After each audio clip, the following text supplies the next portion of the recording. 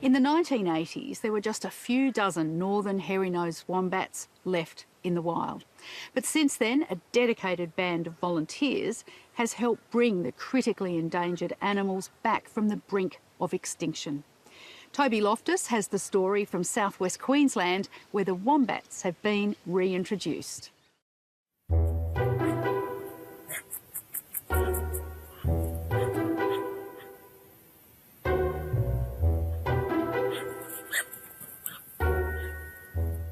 These are special wombats, belonging to the extremely rare Northern Hairy-nosed Wombat species. And these two have survived against tremendous odds. The species used to be found across much of eastern Australia, but now there are only 400 alive. 40 years ago, it was even more dire. Pests and natural disasters had destroyed their habitat, reducing their numbers to just 35. You're right. Their survival is thanks to the work of a committed group of people over several decades. We're giving back to the little wombats that we love so much. Well done.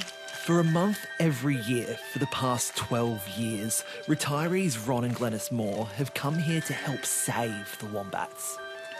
I've been that big one we saw the other day, that big eastern grey. That's coming from the inside here. Yeah, she was very... I don't know whether we're re-saving them, more so than them saving themselves, provided they've got the environment to do so. So, yeah, it's anything we can do to help to give them the environment they need is really what we're about. For more than a decade, the couple have travelled about 500 kilometres from Brisbane to the Richard Underwood Nature Refuge near St George to help look after the animals. They've been part of a group of volunteers dedicated to the wombat's survival. The wombats were reintroduced to southern Queensland from Epping Forest National Park in central Queensland. Before then, that was the only place the native species was left in Australia. You have days where you're outside in the house yard, and you have days when you're actually inside doing work, camera work, cleaning water stations, or chasing, we have an insidious cactus out here called tiger pear. So your biggies, love? Thank you. We normally sit out here and watch the view, which is beautiful. It's just beautiful. We'll have a cuppa or something. Yeah, it's nice. We have to check the outer fences as well on a regular basis, so that's a nice walk as well. It's another job tomorrow. You know, they don't have a lot of social, but they do meet in the middle of the night. I know they do. I've seen it. Cameras around the property monitor burrows, Scratch. and it's Glenys's job to sort through the footage. Oh, that's the yawn. There we go again. Yes, big yawn. Oh, I love it. I just love it. It's so, they're just so cute, and they're big though, but you know, yes, I do squeal a bit sometimes, don't I? Australian Wildlife Conservancy manages the 130-hectare property. It uses it to exclusively research the species. Andy Howe is a senior field ecologist and oversees what happens here. There's not really a lot known about this species compared to other critically endangered species. So one of our roles is to bridge the knowledge gaps that we have for this particular animal. Researchers have used ground-penetrating radar to map the network of burrows. It shows us that wombats can continue to live in this area where they have once become extinct from. And so we can apply the knowledge that we've learnt here to other translocation sites in the vicinity or further afield in their extinct range.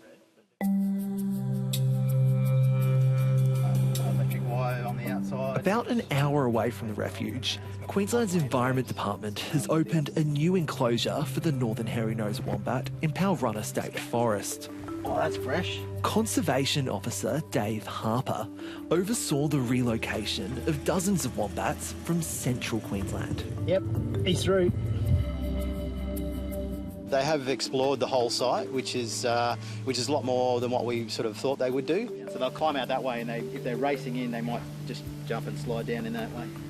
They're settling in well. So there's a few in those burrows and a couple of individuals that have made their own burrows. Can you hear that little beep? That tells you there's one in there. Native title holders are also working to save the species, to restore the diversity of animals on their country.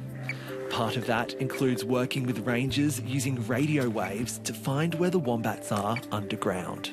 Just to know that, they're bringing them back to country, I think that was really remarkable.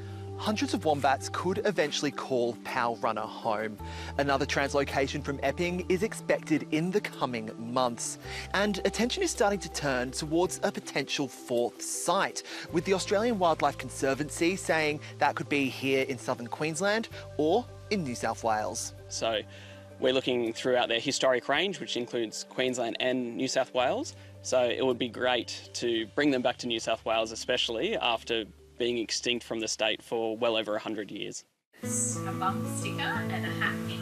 Leanne Brosnan is part of the Wombat Foundation. It's a group set up to help save the species by fundraising and raising awareness. She says the Northern Hairy-nosed Wombat wouldn't be around if it weren't for dedicated volunteers and workers. That consistency and that passion to bring this species back from the brink, I think, is what has made the difference. They clung on against all odds, and to come back from 35 when, there were so many reasons why the species should have just disappeared, I think the animals have played their part. That's testament to the fact that there's now 400, so they need all the support they can get. Back at the Richard Underwood Nature Refuge, Ron and Glenys Moore are looking forward to returning next year. As long as we're well and healthy enough to do the walking and everything, why not? We can do it. And in the process, help the Northern Hairy-nosed Wombat re-emerge into the world.